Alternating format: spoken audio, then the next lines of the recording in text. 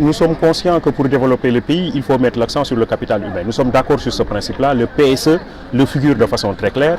Je crois qu'un des plans importants de ce programme-là, c'est le développement du capital humain. On est conscient que pour développer le pays, et de façon durable, parce qu'aujourd'hui de plus en plus on parle de progrès durable, on parle de développement durable. Ça veut dire qu'il ne s'agit pas d'un progrès séquentiel, d'un progrès intermittent, mais d'un progrès qui est fait pour l'éternité.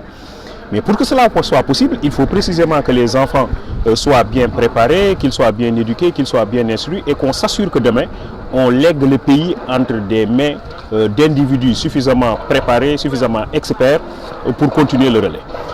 Or, si aujourd'hui on trouve qu'il y a une bonne partie des enfants qui sont dans la rue, qui vivent dans la rue, et dans la rue c'est une violence qui se fait entre pairs, on ne le dit pas très souvent, c'est des violences entre pairs, des sortes d'abus sexuels, des insultes, de l'exploitation, etc. Et ces enfants vivent cela au quotidien.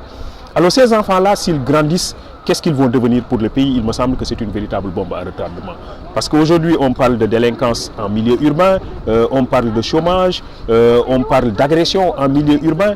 Mais précisément, la situation est véritablement préoccupante au Sénégal, notamment dans les zones périurbaines et urbaines. Mais justement, il se trouve que ces enfants qui sont aujourd'hui dans la rue, qui ne sont pas préparés, à qui on n'a pas inculqué des valeurs fortes, qui n'ont pas reçu d'éducation, d'instruction, qui ne sont pas préparés sur le plan professionnel, ils deviennent grands. Je crois que si on ne fait pas attention, ils vont venir grossir le rang des délinquants. En conséquence, il y a une responsabilité de tout le monde, il y a une responsabilité collective et nous sommes en train de voir ça au quotidien et de nous dire que ce n'est pas grave.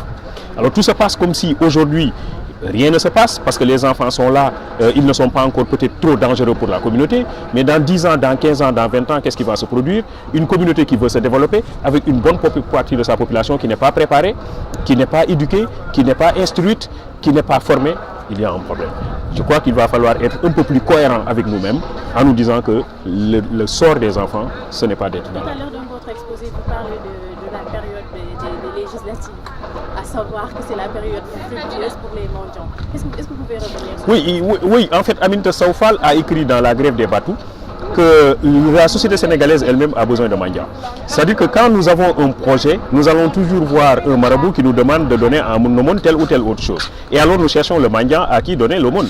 Il se trouve que si le jour où les mendiants ne seront plus là, que le marabout m'aura fait une prescription en termes d'aumône, j'aurai des problèmes pour trouver un mendiant à qui donner cette affaire. Et en conséquence, je vais considérer que je vais échouer dans mon projet. Les moments de pré-campagne, de campagne d'élection sont aussi des moments fastes pour les candidats qui veulent donner l'aumône pour être investis sur les listes. Et une fois qu'on est investi sur les listes, pour être envoyé au niveau de l'hémicycle. Donc c'est des moments fastes. On s'en est rendu compte qu'à chaque fois qu'on s'approche des élections, nous sommes dans une situation d'emballement. Emballement sur le plan politique, emballement sur le plan social, mais emballement sur le plan spirituel aussi, au sens où précisément les gens mobilisent beaucoup d'aumônes et c'est un moment faste, c'est un moment juteux pour beaucoup de mendiants et pour beaucoup de marabouts. C'est une période de traite aussi. Mais ce n'est pas une raison pour les laisser dans la rue quand même. Mais justement, c'est ça le problème. C'est-à-dire que ceux-là qui sont appelés à lutter contre cette affaire, c'est ceux-là même qui perpétuent le système. C'est ça qui pose problème. C'est pour la raison que je dis il faut que les individus mesurent la véritable portée de leur responsabilité. Et cette responsabilité consiste à dire que je vais être député, je vais être président de la République, je vais être ministre, donc décideur à un niveau très élevé, je dois lutter contre la situation des enfants de la rue, contre cette mendicité des enfants qui est anarchique. Et pourtant, je suis en train de perpétuer le système moi-même en allant donner l'aumône, moi-même en allant chercher le mendiant, moi-même en m'inscrivant dans une situation d'emballement où la fin justifie les moyens. Alors je dis, dans ces conditions-là, évidemment, il y a un maillon de la chaîne qui a faibli, qui s'est fragilisé et qui ne joue plus véritablement ce rôle. Et qu'est-ce qu'on entend par le thème que vous avez eu à développer tout à l'heure, les enfants dans un monde connecté? Quels sont les défis justement? Nous sommes dans un monde connecté parce qu'au-delà de ce que nous vivons au quotidien, nous avons maintenant des risques au niveau des territoires digitaux. C'est les risques charriés par Facebook, charriés par WhatsApp, etc. Évidemment, les enfants, les jeunes, les adolescents vont vers ces territoires digitaux sans pour autant toujours être préparés et ça peut conduire à un certain nombre de dérapages, ça peut conduire à un certain nombre de risques.